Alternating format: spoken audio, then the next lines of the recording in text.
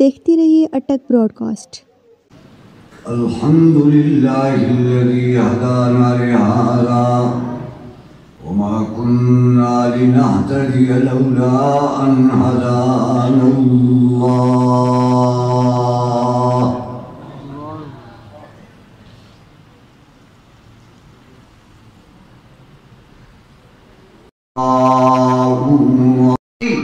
یہ مبارکباد پیش کروں گا کہ آپ انتہائی خوش نصیب لوگ ہیں جن کے تعاون سے یہ مدارس اور مساجد چل رہے ہیں۔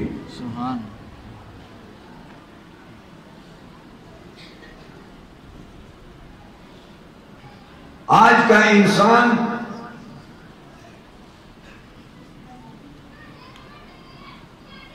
ایک ایسے اضطراب کے گرداب میں گرا ہوا ہے کہ سکون نام کی کوئی چیز نظر نہیں آ رہی۔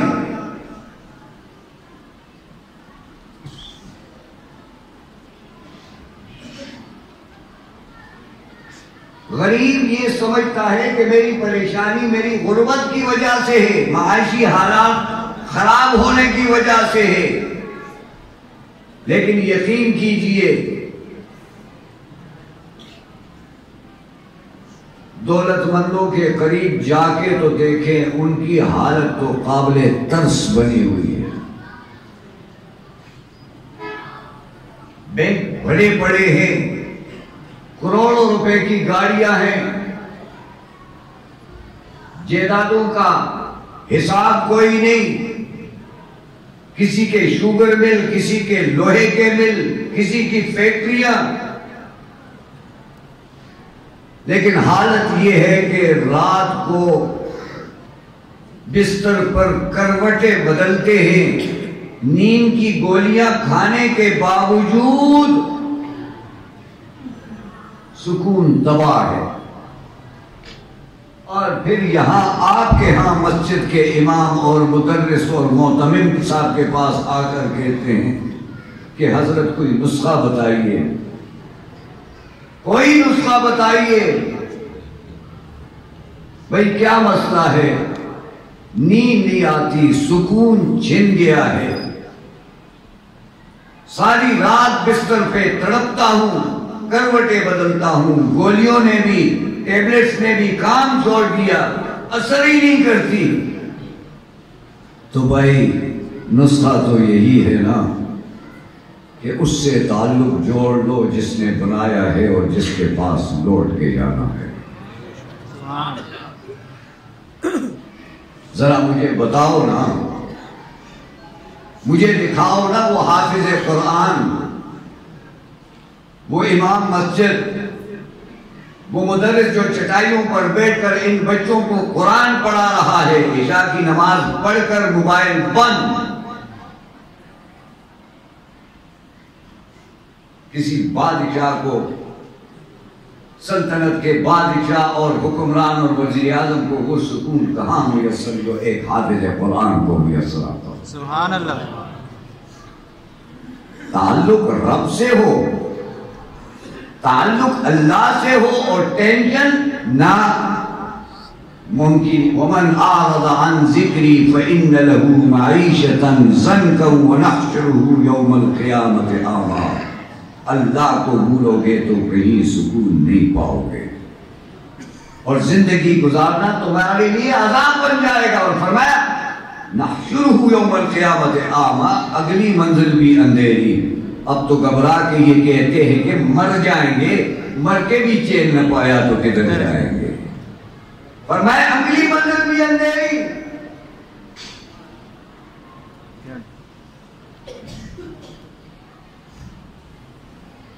فرانس کا ایک ڈاکٹر اپنی کلینک پہ بیٹھا ہوا تھا، سٹور پہ بیٹھا ہوا تھا، دفتر میں مریض چیک کر رہا تھا، اتنے میں 8-10 افراد آ گئے۔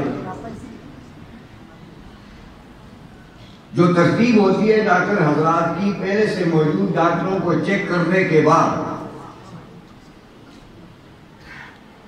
ان سے بھی پوچھ لیا کہ آپ کی تشریف آوری کیسے ہوئی۔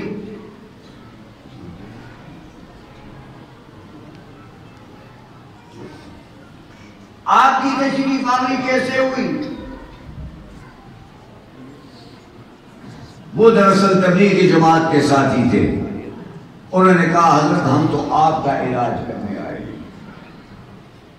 تو ڈاکٹر نے کہا میں تو خود ڈاکٹر ہوں, ہارٹ اسپیشلسٹ ہوں یا میڈیکل اسپیشلسٹ ہوں, میں تو صحت مند ہوں. تو تبلیغی ساتھیوں نے فرمایا کہ نہیں ڈاکٹر صاحب, ہم جو سمجھتے ہیں آپ صحت مند ہیں لیکن آپ کو سکون نہیں ہے, آپ کو ٹینشن ہے, آپ کی آنکھیں بتا رہی ہیں کہ آپ کی نیند پوری نہیں ہوتی. اب ڈاکٹر تو چونک گیا, حضرت چونکہ تشریف لے آئے ہیں, میں بھی بات مختصر کرتا ہوں. تو ڈاکٹر صاحب حیران ہو گئے کہ کیا آپ کے پاس اس کا کوئی علاج ہے؟ انہوں نے کہا بالکل ہے, لیکن پہلے تشخیص, مرض کی تشخیص ہوگی پھر اس کا علاج ہوگا. تو فرمایا پھر کرو, میں حاضر ہوں, تمہارے پاس کوئی آلات ہیں تشخیص کے, کوئی وہ جو سٹسکوپ ہوتا ہے یا کوئی بلڈ پریشر چیک کرنے والا, کوئی وہ جو ECG مشین ہے؟ فرمایا نہیں, قرآن کھولو. انگلش ترجمے والا اور قرآن تشخیص کر رہا تھا مرض کی, ٹینشن کی, جو آج بھی ٹینشن ہے. جو ہمیں ٹینشن ہے یہ معاشی صورتحال اپنی جگہ, دولت کا زیادہ یا کم ہونا اپنی جگہ, ٹینشن کیا ہے؟ الہاکم التکاثر حتی زرتم المقابر, الہاکم التکاثر حتی زرتم المقابر, کلا سوف تعلمون ثم کلا سوف تعلمون.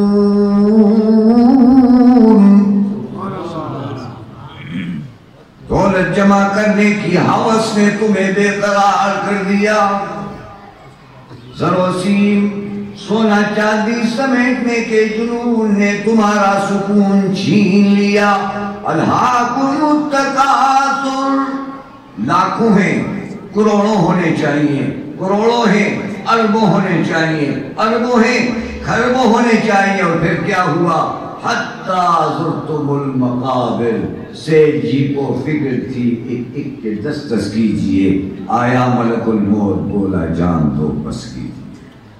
میرے عزیز دوستوں اور بزرگوں, میں عرض یہ کر رہا تھا کہ سکون کس سے ملے گا؟